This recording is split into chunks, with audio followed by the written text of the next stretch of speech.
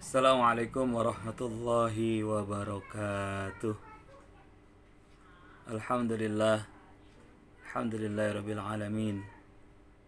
Wassalatu wassalamu ala asrafil anbiya'i wal mursalin Sayyidina Muhammadin wa ala alihi wa sahbihi ajma'in, amma ba'du. Faqad qala Allah ta'ala fil Qur'anil Karim, A'udzu billahi minasyaitonir rajim. Bismillahirrahmanirrahim. Ya ayyuhalladzina amanu kutiba alaikumus syiyam kama kutiba alal ladzina min qablikum la'allakum tattaqun. Shadaqallahul azim. Rabbi shrah li sadri wa yassir li amri wahlul 'uqdatam min lisani yafqahu qawli. Amin amin ya rabbal alamin. Yang sama-sama kita hormati Ibu Kasatlap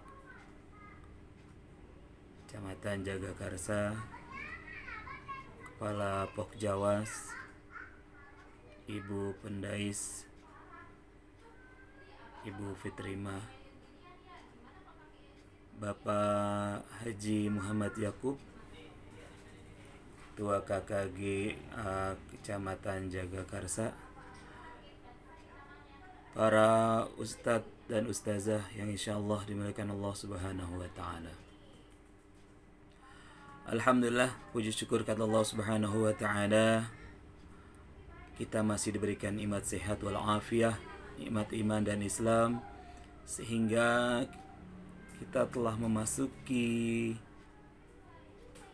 puasa di hari yang ke-13. Hadirin hadirat, shaimin shaimat yang dirahmati Allah Subhanahu wa taala.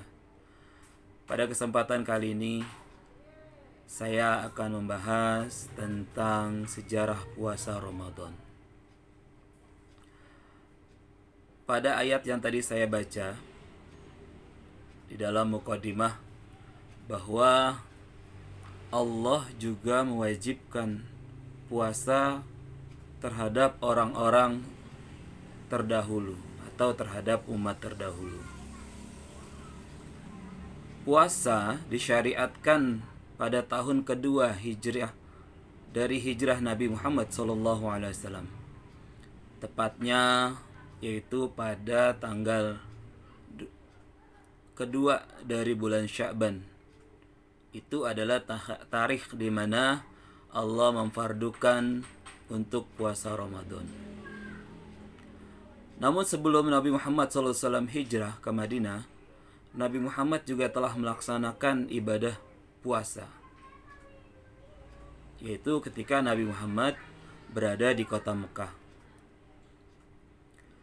Nabi Muhammad puasa itu berpuasa apa? Nabi Muhammad itu adalah berpuasa di hari ke-10 di bulan Muharram, yang disebut adalah hari Asyura. Ini juga disebutkan oleh Imam Bukhari yang dinukil dari Sayyidina Aisyah radhiyallahu anha, kana yaumul Asyura yauman tasumu Quraisan minal jahiliyah wa kana Nabiyyu sallallahu alaihi wasallam yasumu, yang artinya hari Asyura itu di mana orang jahiliyah berpuasa, dan Nabi kita Nabi Muhammad SAW juga berpuasa.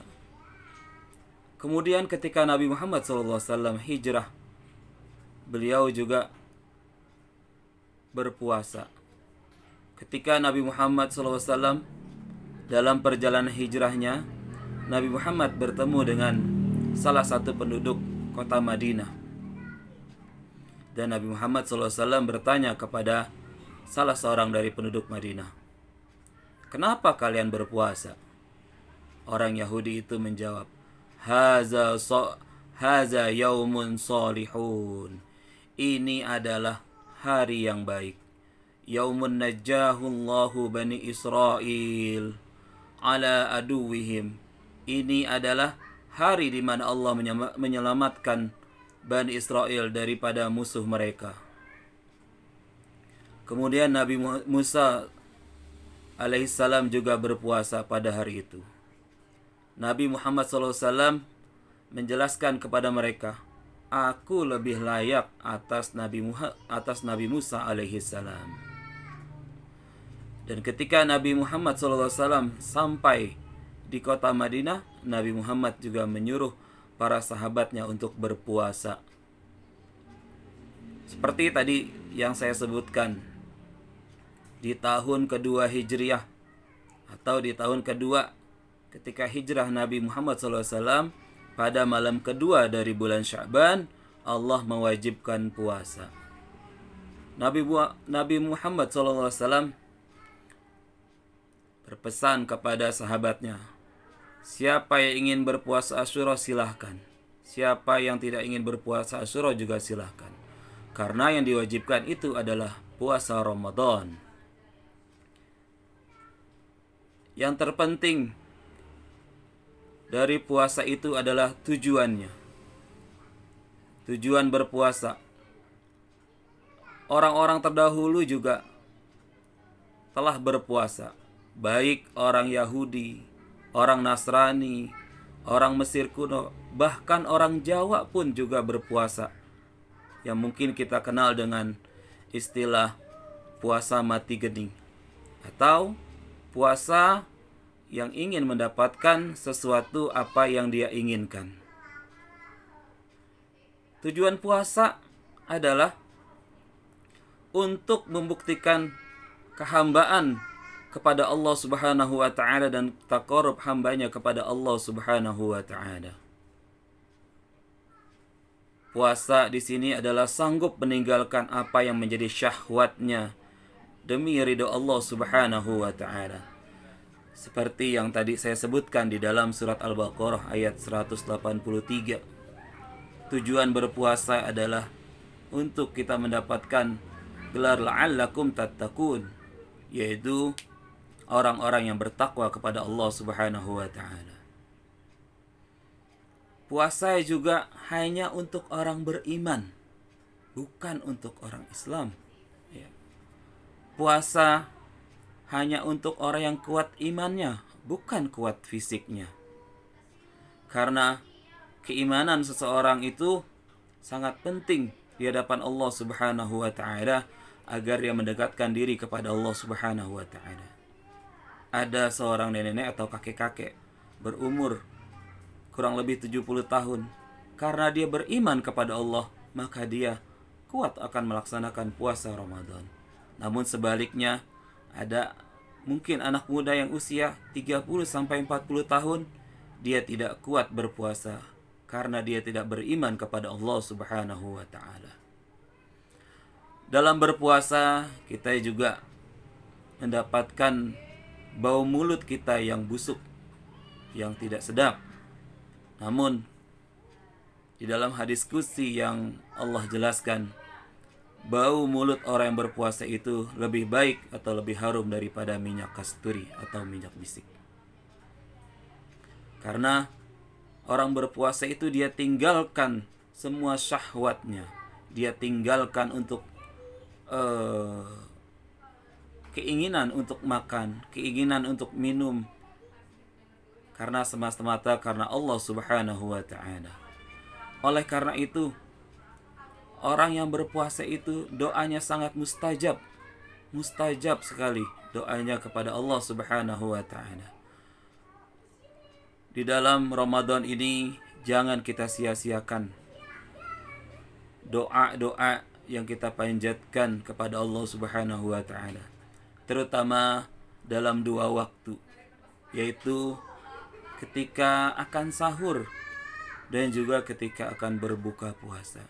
Di situ doa sangat mustajab yang sangat diterima oleh Allah Subhanahu wa taala. Bahkan Siti Aisyah juga pernah bertanya kepada Rasulullah SAW, apa amalan apa atau doa apa yang aku panjatkan untuk bisa mendapatkan malam Lailatul Qadar. Rasulullah juga menjelaskan, perbanyaklah membaca Allahumma inni ka'afun tuhibbul afwa fa'fu anna ya karim. Bahkan para ulama kita juga menjelaskan ketika menjelang berbuka kita banyak berzikir dengan mengucapkan asyhadu an la ilaha illallah astaghfirullah as'aluka ridhaka wal jannah wa na'udzu bika min sakhatika wan nar Allahumma innaka afun tuhibbul afwa fa'fu anna Allahumma innaka afun tuhibbul afwa fa'fu anna ya karim. Begitulah sangat penting kita berdoa di bulan Ramadan, karena di dalam Ramadan ini semua doa kita mustajab, akan dijawab oleh Allah Subhanahu wa taala. Namun ada waktu-waktu tertentu di mana doa itu akan cepat sekali untuk diijabah oleh Allah Subhanahu wa taala. Alhamdulillah, demikianlah yang dapat saya sampaikan. Lebih kurangnya saya mohon maaf. Akhirul kalam, wallahu muwaffiq ila aqwamit thariq. Wassalamualaikum warahmatullahi wabarakatuh.